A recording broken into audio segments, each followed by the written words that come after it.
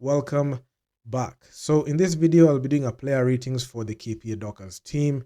I've made multiple videos talking about the KPA Dockers, and in this video will be my opinion on the player ratings. So I'll be rating them on a scale of 1 to 10, and looking at their statistics, and also giving a retrospective analysis of what happened. And without further ado, let's just get into it. So in the overall stats, you could see we're going to go ahead and check out the leaders. So we had in efficiency, you had Betty, but these are inflated because in the first 3 games she really balled out. But in the remaining 3 games against APR, REG, and Les Hippos, I mean, these statistics and efficiency tell a different story.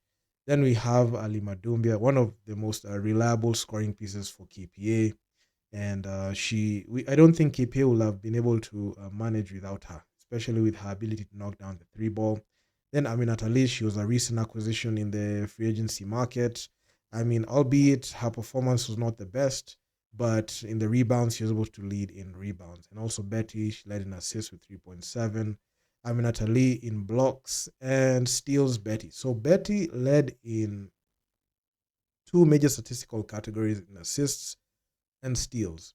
And looking at even the way she was able to lead, you could see majority of her assist and points in high efficiency were in the first 3 games against weak opposition, to add context. But when it came down to the remaining 3 games, her productivity dwindled, and if you look at only the last 3 games, she fell off a cliff, and they're not looking good. So when it comes down to the players in no particular order in a scale of 1 to 10, let's start with Alima Dombia. So she was a reliable piece, especially when it comes to scoring. And in 29 minutes of play, she was being played heavy minutes, by the way.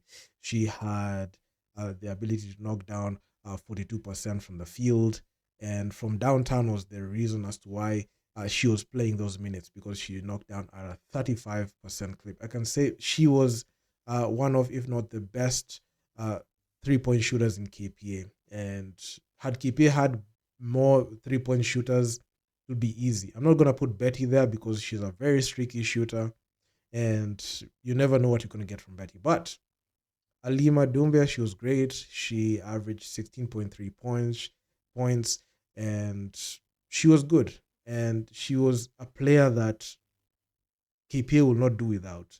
Even with the outcome that KPA had, she was a reliable option on offense. I mean, there are a couple of moments where she turned over the ball, especially at crucial possessions. But all in all, she was able to come to her own and knock down the tough shots, even with the outcome being a loss against APR and REG. I referenced those 2 teams because that is when the rubber meets the road for KPA, because in a matchup against elite teams, I mean, it just goes downhill at that. So for that, Alima, I'm going to give you a 4 out of 10 to be generous, because I mean, even with their performance, still KPA did not look as dominant. I'm not saying that it was all on you, but you still needed the other team the rest of the team to help you. But 4 out of 10 is good enough. Then we have Betty. So Betty, in the first 3 games, she was good. And in 25 minutes of play, she was able to knock down the ball at a 45% clip from the field. And she averaged 13 points per game. She had an efficiency of 18.2, which leads KPA. But it doesn't tell the full story, because in the remaining 3 games, she had very poor performances. She fouled out in the game against Les Hippos together with Masiwanyama. And that performance against APR and RG, where her performance and her productivity was abysmal. She did virtually nothing for the team. So for her, I'm going to give her a solid 2 out of 10. Then we have got Aminat Ali. After the departure of Gracia to REG, I mean, there was a very big hole at the front court, and KPA found it best to fill it up with Aminat Ali and Masiwanyama. So Masiwanyama, I'm going to talk about her as we move forward. So Aminat Ali, she was brought in to fill up the space of the front court, and for a player who plays at the front court, she lacked any footwork, and she averaged less rebounds than expected.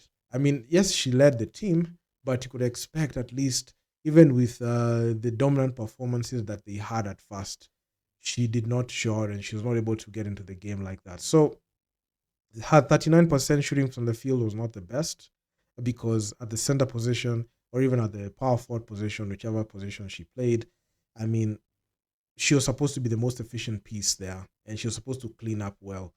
And I mean, albeit it was a tough performance, especially in the last stretch of the 3 games she had. The worst performance she had was when she averaged 11 turnovers in that Les Hippos game. So I really did not like that at all. So yeah, I expected more. I expected more ferocity from her at least, and she was supposed to be a plug and play player. But it's abundantly clear. I mean, she has the her good side, the upside and downside for and what she adds to the team. So for that, I'm gonna give her a solid 2 out of 10, similar to Betty. Then you have Masiwanyama. I mean, I honestly feel like I give Masiwanyama the benefit of the doubt. I feel like some of the situations that she was presented with, especially when she plays for the national team, have not been ideal. But in this one, I thought maybe a change in environment, a change in system would help. But looking at her performance, it was abysmal, especially in the games in the last stretch of 3 games that she played. I mean, it was so bad, and she played heavy minutes at that. And to play heavy minutes with this type of productivity, 40% from the field, I mean, 5 rebounds, 6 points in there. I mean, it's not something that is good. So for her, I'm gonna give her a 1 out of 10. I mean, it's so pathetic how she played, and it really brought somewhat. She was ruining the offense, especially at the post because she didn't have good footwork, similar to Aminata Lee. And looking at her ability to be able to like grab rebounds and get them second chance points, she couldn't. And her game is so one-dimensional for Masiwanyama. I mean, she has so much. There's a proverbial grocery list that she needs to work on. Setting screens, that's something that she has done minimally, and majority of the plays that happen from the guards, it's mostly ISO, and she's not even setting screens for the for the guards. So I don't even know what she was doing. But all in all, it was not a good performance, especially with her fouling out in the latter part of the game yesterday against Les Hippos. Not acceptable. Then we have Okoro. So Okoro did not play in the last game versus the Les Hippos game. She was listed at DNP. And the games that she was supposed to show up, she didn't. In reference to APR and Reg. So she didn't. I mean, for with that performance, this is not the Okoro that KPA maybe signed up for. They signed up for that Okoro that played in the Olympics and in the Afrobasket. But this one that we got, not good, not good at all. She plays so well for her national team. If national team basketball is the best, when it comes down to playing for KPA, this was a poor performance. I mean, by her standards, I mean, this was not the best, especially when it matters because these stats look so inflated and they look very good. But if you add context to it, you'll see in the 2 games they played top teams, Reg and APR. She really, really struggled in there. So I mean, she didn't. Her value was not being felt. Then we have Aminata. If Unanya, I'll give her a 3 out of 10. I'll just give her 3. Then you have got Aminata. She played 19 minutes of play in 6 games, 32% from the field. I mean, not a good performance. She didn't get the touches like that. I mean, at the guard position, she was supposed to complement Alima in there, but man, it was just difficult for her. For her performance, I'll just give her a solid 2 out of 10 because in that reg game she got injured badly. She was stretched out, but she was stretched out of the game. But in that game that really counted against Les Hippos, that was the game that made me give her like the nod because she knocked down some crucial free throws. I mean, the only time Aminata was able to knock down shots was from the free throw line. That game against the Les Hippos, she couldn't be able to knock down a field goal. It was difficult. So 3 out of 10 at best. Then you have Yvonne Okello. So that she in 6 games she played, 17 minutes of play, 35% shooting from the field. I mean, she's just a role playing here. So I'm just gonna give her a 1 out of 10. Then you have Natalie. in 11 minutes of play. I mean, I'm not sure how I can best describe or encapsulate her performance, because it's just been rinse and repeat. For somebody who plays the point guard position, and you you you only average 2 assists per game, not being able to facilitate, it's just a poor performance. For her, I'm just going to give her a solid 1 out of 10, because I've talked about her in multiple times in multiple videos. Her game has never evolved. She plays like a role player. She's not a star player, and statistically, she's not the best. And to be honest, her role is questionable when it comes down to team basketball, because I'm not sure where she'll rank. She's not a good point guard. I mean, she's getting outplayed by Aminata, so at some point, and she has no bag. She can't dribble. I mean, she can't shoot the three ball. I mean, the only time she knocked down the three was late in the game against Les Hippos, and she was 1 of 4. It was just a late game three, which really helped the team. But for her productivity, by her standards, the way she has played, not good at all. I mean, a poor performance. Vilma, I don't know. At the front court is where KPA is very weak. Not having athleticism and having quickness and rebounds. Because Vilma, even her minutes off the bench, she was not that good, and I don't think she would be able to add anything in there. So solid 1 out of 10 for her. Then we got Daisy, 11.4 minutes of play, 38% shooting from the field. Role player numbers, I'll give her a 2 out of 10. For Barbara, I'll give her 2 out of 10. Cynthia Maria barely played, so for her it's a 1 out of 10. So that's for your player ratings. I mean, I wasn't going to rate these players just because of being KP and they made bronze, but I was just going to go ahead and just give an honest view of what I saw, because you could see some of these players, man, they just didn't show up very well, and they had very poor performances, especially when they played the latter three. They when they played the remaining 3 games, things just went downhill for KPA. And to be honest, the KPA team, they qualified by a whisker, because they're almost blowing a 21-point lead to Les Hippos. And I was on the edge of my seat when I was watching the game, because for a split second you might I would have lost I would have I lost my mind if KPA lost yesterday, and it looked like they were going to lose, because I thought KPA were going to put away Les Hippos easily. But if this is how KPA looked against a Les Hippos team after losing back to back REG and KPR, and not KPR, APR, I don't know how to say KPR. The way they lost against APR and REG, and they looked like that against Les Hippos, it shows me like there's no evolution when it comes to the offense. As in, there's no first option, second option, third option for this team. And that's the reason as to why these games, the outcome of the games look like this. Because look at the first 3 games. They were moving on all cylinders. They're able to beat Fox Divas, they're able to beat Stormers, the Gladiators. But things went downhill here. This is when things went downhill. When they matched up against APR, it was difficult. They couldn't be able to even get any offense going. Nothing was going, especially at the half court. Reg had a poor game.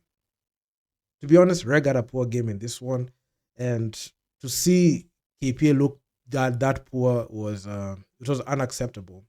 And in the Les Hippos game, this game they kind of escaped, because they were almost blowing this game. And at some point, even as I was looking at the live chats and the comments, it was such a frustrating game to watch, because you might have thought KP are they're going to throw away this game, but at least they didn't, and they're going to be in the WBLA. So, I mean, those are your player ratings. I mean, I don't like the way we looked. I didn't like the way we looked at all, and I don't like the way the team is being coached. I mean, it's not a good look at all for a team that is going to go next level and play in the WBLA and have these poor performances. I mean, the only 2 teams that qualified is APR and Reg, so they're going to meet them in the actual WBLA. So the question is, have KPA done enough to be able to evolve and play well, play good basketball that can make them at least challenge them in the biggest stage in African women's basketball? I mean, there's still time. I mean, they not all is not lost because they have a few weeks to prepare. They can go ahead, go back to training camp, prepare, look at the film for these games because I really doubt if the KPA players look at films for this game. I don't think so because I don't think they look at the stat sheet of film. Because if they do, they will have been able to find out like when it comes down to the half court for KPA, they're really struggling, and this is something that I've talked about in multiple videos when they matched up against the top teams. Even in the first 3 games that they won, you could see most of their points they're coming one way. There's no like mixing it up on offense. There's no first, second, third, or even fourth option for the KPA team. I know it's team basketball, but you have to have that go-to person who you can go to. And by default, the main go-to person for KPA is Ali Madumbia. She's that person that can be able to at least manufacture instant offense. But the others, it's like they defer to other players. It's like they don't want to take on that responsibility. And the thing is, you just have to ask for it and also try to convince your coach and also show in training camp and also in games that you can be trusted that responsibility.